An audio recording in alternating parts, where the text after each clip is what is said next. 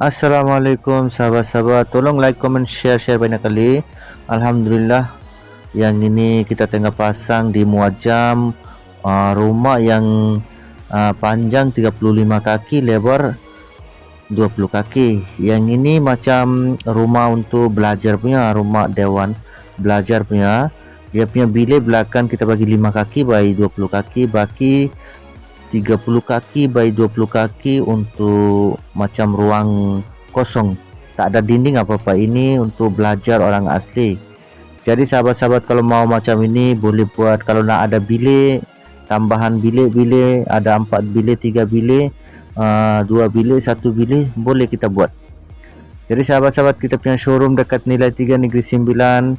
Kalau nak buat yang desain macam-macam, rumah besar untuk belajar ke apa itu, boleh kita buat nih, macam mana desain pun boleh buat. Jadi sahabat-sahabat, tolong like, comment, share banyak kali.